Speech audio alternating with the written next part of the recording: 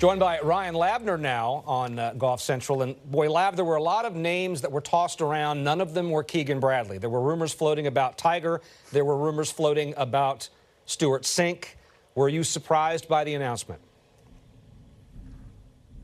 I was certainly surprised by it, Whit, but I absolutely love this move by the PGA of America to bring on Keegan Bradley for 2025. Bethpage Black is such a unique venue that I really think that you need a leader, that you need a captain who can match the passion and the intensity of the crowd, and which is going to be a Ryder Cup unlike any of us have ever seen before. If you cannot get Tiger Woods, and it's pretty clear that the PGA of America was courting Tiger over these past couple of months, and apparently he thought that the gig would be too much of a responsibility in addition to all of his other duties that he has, particularly as a player director on the PGA Tour Policy Board and kind of determining what the future of the PGA Tour is going to look like. Then I love sort of going bold, taking a little bit of a risk. If you're an American golf fan, I think you'd probably prefer to see some of these risks play out overseas where they have not won since 1993. I think we all saw how that went with Tom Watson. But the American side has such a deep support staff that Keegan's going to have plenty of help.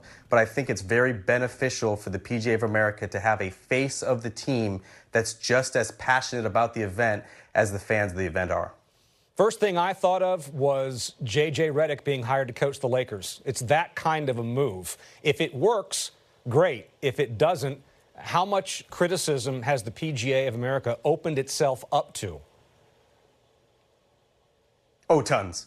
There's absolutely going to be a ton of pressure on Keegan Bradley to deliver. You look at, besides the meltdown or miracle at Medina, however you want to frame that one, the Americans have defeated the Europeans by a score of 36-20 over the last two editions.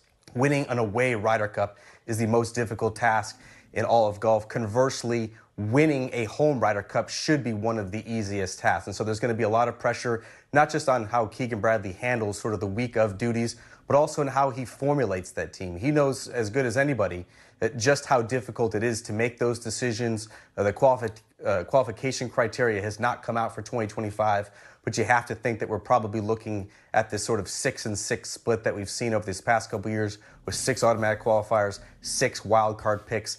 Keegan Bradley is going to have to nail those captain's picks. I think Zach Johnson deservedly got some criticism for the picks that he made in 2023, and Keegan Bradley knows just how important those are going to be towards the eventual success of this American team. When Tiger Woods captained the President's Cup, there was never a doubt if the players would listen to him or not. He's Tiger Woods. In this case with Keegan Bradley, I mean, he's going to be on a squad with Scotty Scheffler. Right now, Bryson DeChambeau is second in the standings as of right now. He's going to be in a room with players who are more accomplished than him. Do you think that will have any effect at all on his efficiency? No, I don't think so. You look at Keegan Bradley, he's still a very accomplished player and a player who is still a world-class player on the PGA Tour. He's ranked 19th in the world.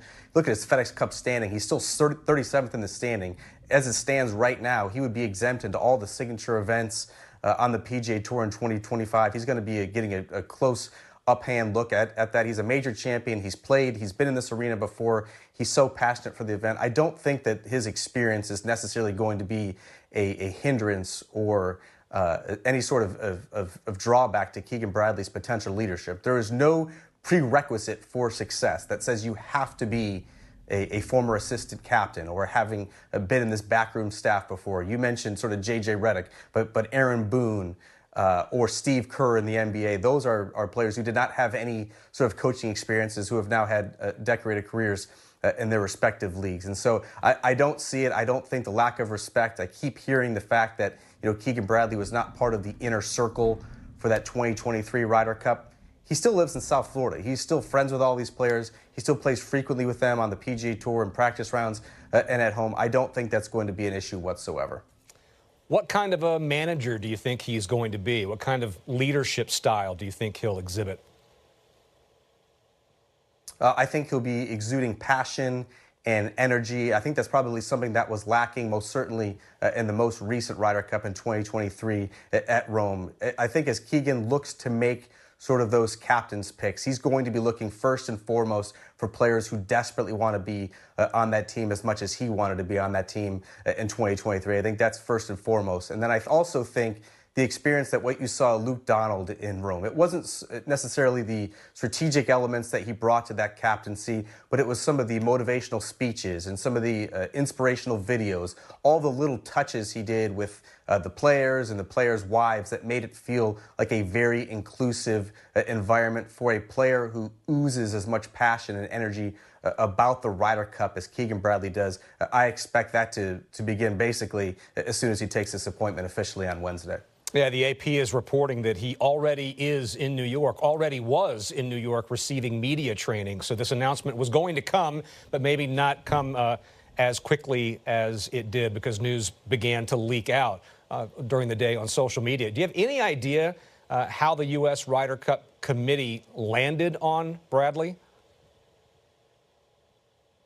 I don't have any firsthand knowledge of that right now, Whit, but it's pretty clear that they were first and foremost looking for Tiger Woods. And Tiger Woods is recently, as the PGA Championship, expressed doubt publicly that he was going to be able to assume those Ryder Cup duties. I do know that Webb Simpson and Matt Kuchar were also on the short list of candidates. And I think looking at sort of the blowback from what happened in 2023, the perception that this is an old boys club, I think the PGA of America was determined to sort of smash that perception, go in a completely different direction, and Keegan Bradley, who will be 39 next year, certainly epitomizes that.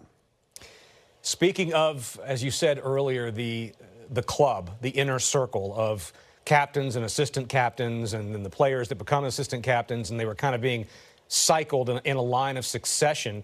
Do you think this is the PGA of America's way of saying we're blowing that model up? It may have worked in the past, it may not have worked in the past, but we're doing something different. I hope so. And again, it has been a very successful model, at least for a home Ryder Cup. If you take away Medina, the Americans have been heavy favorites heading into the Ryder Cup, and they've certainly delivered when on home soil. Again, I'd like to see a sort of different model work overseas to sort of buck that sort of trend.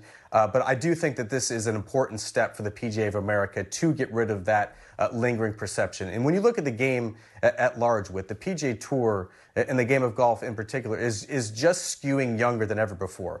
Look at the John Deere Classic. Davis Thompson, 25, won the golf tournament. Luke Clanton is still an amateur. He's a rising junior at Florida State. Michael Bjornsson just graduated out of Stanford. Like, this is the future of the PGA Tour. I think it's only right that you have a captain who would now be the youngest since Arnie in 1963 when he was 34 years old. Like, I think it's fitting that you now have a captain that looks more and more like the game of golf, as opposed to sort of a past their prime former assistant who is basically getting a Lifetime Achievement Award, which is what these captaincies have felt like in the past.